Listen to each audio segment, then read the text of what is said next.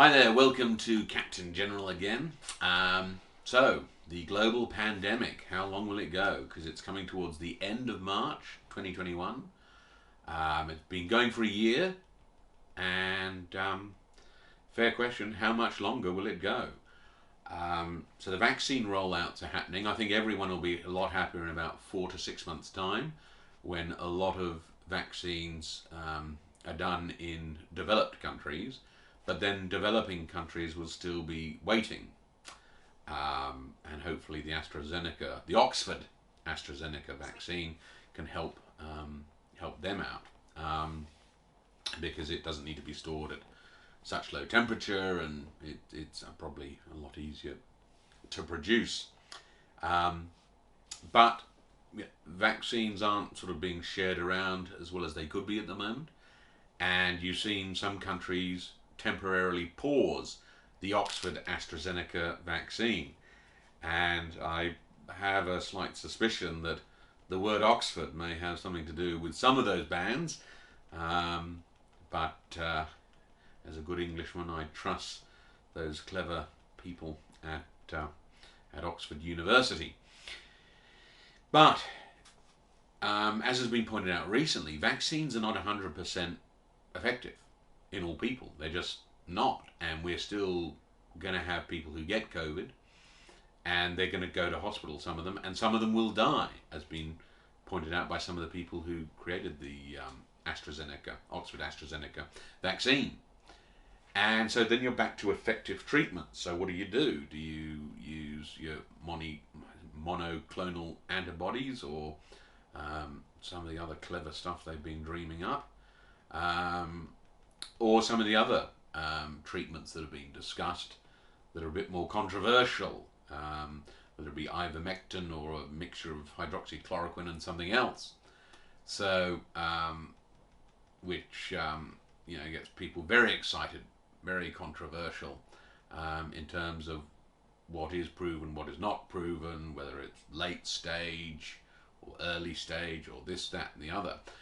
So it looks like there's a debate still to be had about how vaccines are doled out, and then once people are vaccinated, what you do with people who get COVID still, because vaccines aren't 100% perfect, and what treatments you look at. And I'm very much on the side of treating physicians and treating doctors, managing their patient-doctor relationship themselves, and with any compounding pharmacist that's regulated properly. And I think people will have to be very tolerant as the sort of pandemic goes on, and the debate goes on about how to treat COVID. It's a year old. We don't have multi-year studies, and I think people need to not rush to judgment and wait for more data and do more studies before deciding what's best, or certainly before insisting what's best and sort of trying to browbeat each other on Twitter about, no, this is the best, no, this is the best, no, this is the best. I mean, that sort of commentary is nonsense. I mean, we haven't had multi-year studies. We have some things that are approved by the FDA and the TGA, and the UK and the European Union, and other things that are not approved. And as I understand it, the Oxford AstraZeneca vaccine is not approved in America yet.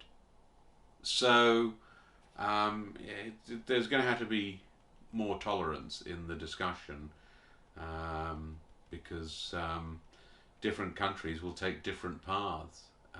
And hopefully it leads to an understanding that science is, it unfortunately can become quite political, and that's unfortunate, but that's the reality. It's a human flaw, I suppose, and that's where tolerance and forgiveness are very, very important when it comes to debating such important issues. But in terms of the length of time, I mean, we'll be in a much better position in 4 to 6 months. It's simple enough to say that. but I think we'll be the effects of COVID. We'll still be dealing with the effective treatment issue well into 2023, so 2 years from now, and then we have to look at long-term COVID and whatever sort of different disorders it can create, neurologically and other things, and we'll have to have treatments for that and government policy around that. So it's a huge area, and sadly there's plenty more water to go under the bridge, but we're in a good spot now, and full marks to all of those people who've created these clever treatments and vaccines, and of course to the frontline workers who just perform so magnificently under such a ghastly set of circumstances. So very interesting times ahead on that, and let's hope it's a long time before COVID-20.